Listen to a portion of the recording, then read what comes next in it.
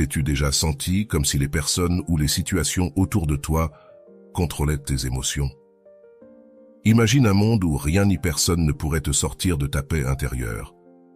Parfois, nous nous laissons emporter par le chaos du quotidien, réagissant à chaque petite provocation et permettant aux événements extérieurs de dicter notre tranquillité.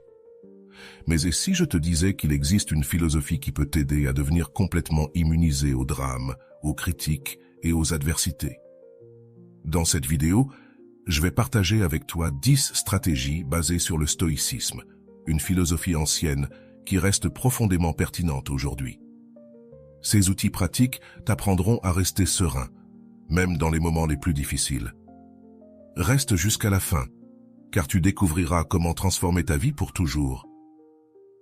Avant de continuer, je te serai reconnaissant de bien vouloir mettre un j'aime et partager cette vidéo pour qu'elle puisse atteindre un plus grand nombre de personnes. Et si tu ne veux pas rater mes prochaines vidéos, abonne-toi et active la cloche. Stratégie 1. Accepte le flux de la vie. La vie est un flux constant, avec des hauts et des bas, des moments de calme et des tempêtes. Les stoïciens nous enseignent que lutter contre l'inévitable génère seulement de la souffrance. Pourquoi? Parce que lorsque tu te résistes à ce qui est déjà là, tu te retrouves face à une bataille perdue d'avance. En revanche, accepter le flux de la vie, c'est embrasser la réalité telle qu'elle est, pas comme tu souhaiterais qu'elle soit. Cela ne signifie pas se résigner ou être passif, mais comprendre qu'en dépit de ne pas pouvoir contrôler les événements extérieurs, tu as toujours du pouvoir sur ton attitude et tes actions. Quand tu adoptes cette mentalité, tu cesses de porter le poids des frustrations inutiles. Imagine que tu fais face à un problème inattendu. Tu peux t'enliser dans le pourquoi moi, ou te concentrer sur ce que tu peux faire maintenant. Cette acceptation t'apporte la clarté pour prendre des décisions plus sages et te libère du tourment émotionnel. Accepter le flux de la vie, c'est aussi reconnaître que tout est transitoire. Ni la joie ni la tristesse ne durent éternellement. Cette compréhension te permet de profiter des bons moments sans t'y accrocher et de faire face aux moments difficiles avec la certitude qu'ils passeront aussi. En essence, fluer avec la vie, c'est trouver la paix dans le changement constant, sachant que tu peux toujours choisir comment naviguer ton chemin. Stratégie 2. Arrête de juger les autres.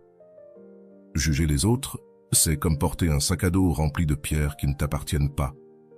Les stoïciens nous enseignent que les jugements envers autrui sont souvent le reflet de nos propres insécurités ou attentes non satisfaites. À chaque fois que tu critiques ou étiquettes quelqu'un, tu t'éloignes de ce qui compte vraiment. Ta propre amélioration personnelle. Imagine que quelqu'un agit d'une manière que tu ne comprends pas ou qui te dérange. Avant d'émettre un jugement, demande-toi, vraiment, connais-je toute son histoire? Sais-je quelle bataille il ou elle mène intérieurement? Probablement, ne pas adopter cette perspective te permet de répondre avec empathie plutôt qu'avec critique.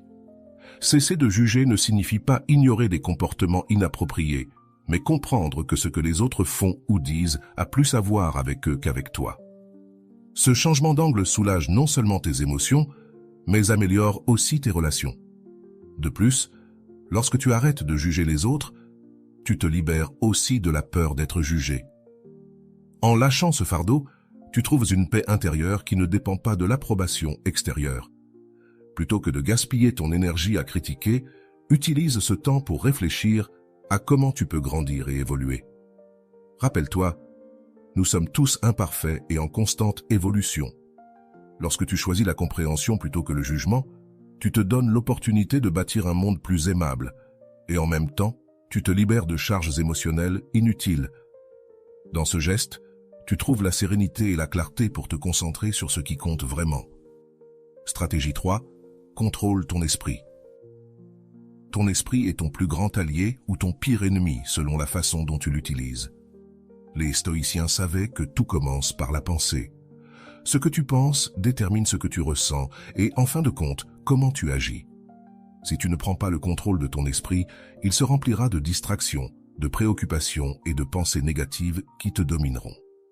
Contrôler ton esprit ne signifie pas réprimer les pensées, mais apprendre à les diriger. Une technique clé est de pratiquer l'observation consciente. Lorsqu'une pensée négative surgit, ne la nourris pas et ne t'identifie pas à elle. Au lieu de cela, observe-la comme un spectateur et laisse-la se dissoudre. La méditation est un outil puissant pour cela. Consacre quelques minutes par jour à te concentrer sur ta respiration ou sur un mantra positif. Cet exercice simple renforce ta capacité à rester calme face à des situations difficiles. De plus, entraîner ton esprit à se concentrer sur ce qui compte vraiment t'aider à éviter les distractions et à être plus productif. Une autre clé stoïque est de remettre en question tes pensées. Tout ce qui traverse ton esprit n'est pas nécessairement vrai. Si tu te surprends à penser au pire ou à t'inquiéter pour des choses hors de ton contrôle, demande-toi, cette pensée m'aide-t-elle ou me nuit-elle? La plupart du temps, tu découvriras que tu peux la remplacer par quelque chose de plus utile et positif. Lorsque tu parviens à contrôler ton esprit, tu deviens le maître de tes émotions et réactions. Peu importe ce qui se passe autour de toi, tu auras toujours la capacité de rester serein et concentré. Rappelle-toi, maîtriser ton esprit est la première étape pour maîtriser ta vie. Stratégie 4. Accepte l'imperfection du monde. Le monde n'est pas parfait, et prétendre qu'il le soit ne fera que t'apporter de la frustration. Les stoïciens nous rappellent que les erreurs, les échecs et les défis sont une part inhérente de la nature humaine et de la vie elle-même. Lorsque tu cesses de lutter contre cette réalité, tu découvres une source inépuisable de calme et de compréhension. Imagine qu'une personne commet une erreur qui te touche. Ta première réaction pourrait être de t'énerver ou de te sentir déçu, mais que se passerait-il si tu choisissais de voir cette erreur comme une opportunité de pratiquer la patience et l'empathie? Cette perspective réduit non seulement ta souffrance, mais renforce également tes relations. Accepter l'imperfection signifie aussi lâcher prise sur le besoin de tout contrôler. Personne n'a le pouvoir de prévenir tous les problèmes ou de garantir que les choses se dérouleront toujours comme prévu. Plutôt que de gaspiller de l'énergie à essayer de changer ce qui est immuable, concentre-toi sur ce que tu peux contrôler, ton attitude et tes actions. Cette acceptation ne signifie pas conformisme. Tu peux travailler pour améliorer le monde et toi-même, mais sans attendre que tout soit impeccable. La clé est d'apprendre à trouver la paix au milieu de l'imperfection, tant chez les autres que chez toi. En adoptant cette mentalité, tu te libères de la frustration constante et du poids des attentes irréalistes. À la place, tu peux profiter de l'instant présent et faire face aux défis avec sérénité et sagesse. Stratégie 5.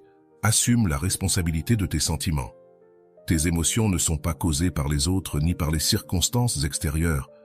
Elles sont le résultat direct de la façon dont tu interprètes et réagis à ce qui se passe. Ce principe stoïque est transformateur, car il te rend maître de ta vie émotionnelle. Plutôt que de blâmer les autres ou les événements, il t'invite à regarder à l'intérieur de toi et à prendre la responsabilité de ce que tu ressens. Imagine qu'une personne te fait un commentaire blessant. Tu as deux choix. Laisser ces mots t'affecter et réagir avec colère ou tristesse, ou décider que son opinion ne définit pas ta valeur, ni ne contrôle ta paix intérieure. La clé réside dans le rappel que personne ne peut te faire ressentir quoi que ce soit sans ton consentement. Assumer la responsabilité de tes émotions, c'est aussi arrêter de chercher une validation extérieure. Souvent, nos émotions négatives naissent du fait que nous attendons des autres qu'ils agissent d'une certaine manière ou qu'ils satisfassent nos attentes. Quand tu comprends que ces attentes sont les tiennes et non une obligation pour les autres, tu te libères des déceptions inutiles. Cela ne signifie pas réprimer tes émotions, mais les comprendre et les gérer de manière saine. Si tu te sens frustré, au lieu de blâmer quelqu'un d'autre, demande-toi quelle pensée ou quelle croyance génère cette émotion. Cet exercice de conscience de soi te permet d'identifier et de remettre en question les récits qui t'affectent. Lorsque tu assumes la responsabilité de tes sentiments, tu deviens l'auteur de ton histoire émotionnelle. Peu importe ce qui se passe autour de toi, tu as toujours le pouvoir de choisir comment répondre. Cette pratique quotidienne ne te donne pas seulement une paix intérieure, mais t'aide aussi à construire des relations plus saines et significatives. Rappelle-toi, ton bien-être émotionnel est entre tes mains. Pratiquer la pause, ce bref mais puissant moment avant d'agir ou de parler, est un art inestimable qui te permet de reprendre le contrôle de tes émotions et de tes actions. Lorsque quelque chose te provoque, que ce soit une critique, un désaccord ou une situation difficile, ta première réaction est souvent influencée par des impulsions. Répondre sur un coup de tête peut mener à des malentendus, des regrets ou même intensifier le conflit. Au contraire, en prenant une pause, tu t'offres l'opportunité d'analyser la situation avec clarté, de désactiver tes émotions et de choisir une réponse plus sage. L'art de ne pas réagir ne consiste pas à ignorer ou réprimer tes émotions, mais à leur donner de l'espace pour être comprises et traitées. Cette pratique favorise la patience, l'autocontrôle et la sagesse. Elle permet à tes paroles et à tes actions de devenir des outils constructifs plutôt que des armes qui blessent ou détruisent. La pause envoie également un message puissant à ceux qui t'entourent. Elle montre que tu n'es pas facilement manipulable et que tu as la capacité de rester centré, même dans les situations tendues. C'est un signe de maturité émotionnelle et de force intérieure. Rappelle-toi qu'il n'est pas toujours nécessaire de te défendre, de te justifier ou de réagir. Parfois, le silence est la réponse la plus éloquente et la plus efficace. Apprendre à choisir tes batailles et tes mots avec intention peut transformer tes émotions et ta perspective de la vie. Cultive l'art de ne pas réagir. Et dans la pause, tu trouveras la clarté pour agir selon ta meilleure version. Et dans cette clarté réside le véritable pouvoir. Stratégie 7. Cultive la gratitude quotidienne. La gratitude a le pouvoir de transformer profondément ta vie. Dans un monde qui souvent te pousse à te concentrer sur ce qui te manque, cultiver la gratitude quotidienne te permet de reconnaître ce que tu as déjà et de changer ta perspective de manière radicale. La clé est d'en faire une habitude constante, pas une pensée occasionnelle.